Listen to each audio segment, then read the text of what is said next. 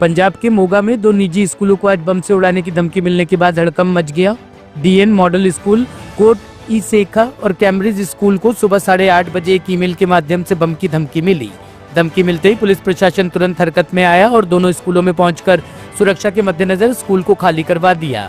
मौके पर बम स्क्वाड और डॉग स्क्वाड को बुलाया गया, जो स्कूल परिसरों की गहन तलाशी ले रहे हैं।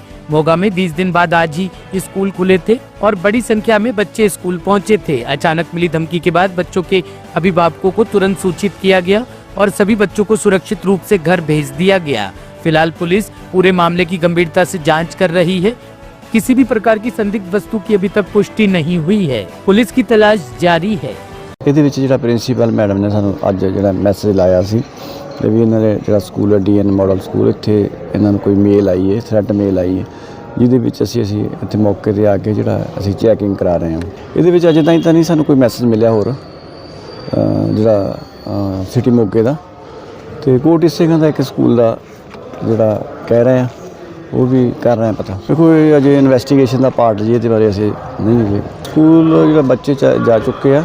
बाकी ਜਿਹੜਾ ਮਾਹੌਲ ਪੀਸਫੁਲ ਹੈ, ਕੋਈ ਗੱਲਬਾਤ ਨਹੀਂ, ਜਿਹੜਾ ਠੀਕ ਠਾਕ ਚੱਲ ਰਿਹਾ ਹੈ। ਇਹਦੇ ਵਿੱਚ ਇਹੀ ਹੈ ਵੀ ਜਿਹੜਾ ਇੱਕ ਤਾਂ ਜਿਵੇਂ ਇਹਨਾਂ ਦੇ ਸਾਡੇ ਇਹਨਾਂ ਨੂੰ ਦੱਸਿਆ ਜਿਹੜੇ ਸਿਕਿਉਰਿਟੀ ਵਾਲੇ ਆ ਉਹ ਆਪਦਾ ਮਤਲਬ ਜਿਹੜਾ ਚੈਕਿੰਗ ਕਰਕੇ ਅੰਦਰ ਆਉਣ ਦੇਣ, ਆਪਦਾ ਜਿਹੜਾ ਬੰਦੇ ਨੂੰ ਜਾਣਦੇ ਆ ਜਾਂ ਉਹਨੂੰ ਵੀ ਅੰਦਰ ਆਉਣ ਦੇਣ।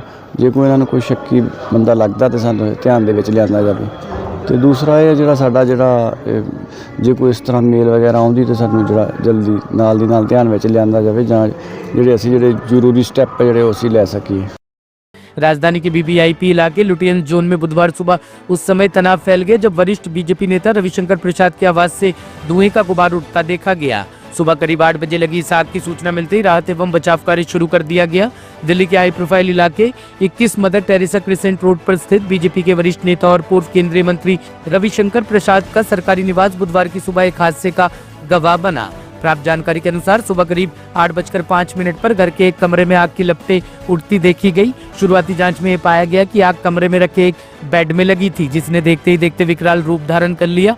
घर के कर्मचारियों ने जैसे ही लपटें देखी तुरंत फायर ब्रिगेड को इसकी सूचना दी। आग की सूचना मिलने के बाद दमकल विभाग की टीमें तुरंत हरकत में आई। हालांकि शुरुआत में लोकेशन को लेकर थोड़ा भ्रम पैदा हो गया था। दमकल विभाग को शुरुआती कॉल में कोठी नंबर 2 में आग लगने की जानकारी दी गई थी, लेकिन जब दमकल कर्मी मौके पर पहुंचे और बारीकी से जांच की तो पता चला कि असल में घटना कोठी नंबर 21 यानी कि रविशंकर प्रसाद के आवास में हुई है। इस छोटे से व्यवधान के बावजूद दमकल की 3 गाड़ियां बिना देर किए सही पते पर पहुंची और आग बुझाने का काम शुरू किया। कॉल मिला, हम तुरंत आगे तो ये कमरे में आग था, हम बुझा दी और हमें ऊपर सीनियर अधिकारी को भी इन्फॉर्म कर दिया। सीनियर अधिकारी आ गया, बुझा के वापस जा रहा हूँ। कारण तो अभी वो इन्वेस्टिगेशन डिपार्टमेंट है, देखेंगे। हमें हमारे सामने हम वो नज़र नहीं आएगा ना, हम तो आते कमरे में आ गए, वो देख लिए, कोई नुकसान वगैरह कुछ नहीं। ठीक, धन्यवाद। दिल्ली को मिला स्वास्थ्य का तोहफा, सीएम रेखा गुप्ता ने शुरू किए 81 नए आयुष्मान आरोग्य मंदिर। दिल्ली सरकार ने आज राजधानी में 81 नए आयुष्मान आरोग्य मंदिर का उद्घाटन किया। इस पहल का उद्देश्य बड़ी संख्या में नागरिकों के लिए स्वास्थ्य सुविधाओं को उनके घरों के करीब लाना है। मुख्यमंत्री रेखा गुप्ता ने दक्षिण पश्चिम दिल्ली के नांगल राया में इन नए स्वास्थ्य केंद्रों की शुरुआत की है। इस अवसर पर गुप्ता ने कहा कि दिल्ली में पहले से ही 238 आरोग्य मंदिर कार्यरत है और इन केंद्रों पर प्राथमिक स्वास्थ्य सुविधाएं पूरी तरह से उपलब्ध है। उन्होंने कहा ये स्वास्थ्य केंद्र बड़े अस्पतालों पर पड़ने वाले बोझ को कम करेंगे, साथ ही लोग अपने आसपास के इलाकों में ही सामान्य बीमारियों के लिए स्वास्थ्य सेवाएं प्राप्त कर सकेंगे। मकर संक्रांति के इस बड़े त्यौहार पे दिल्ली में आज हमने जनता को अगले 81 आरोग्य मंदिर समर्पित करने का आज का हमारा आयोजन चल रहा है। इससे पहले 238 आरोग्य मंदिर पहले ही दिल्ली में खोले जा चुके हैं और लगातार इन आरोग्य मंदिरों के माध्यम से प्राइमरी हेल्थ केयर में हम दिल्ली को एक बहुत ही सुविधाजनक प्लेटफॉर्म दे रहे हैं। आपने देखा कि इस पूरे के पूरे प्रेमिसेस में जितनी सुविधाएं हैं वो अपने आप में एक प्राइमरी हॉस्पिटल के जैसे काम करते हैं।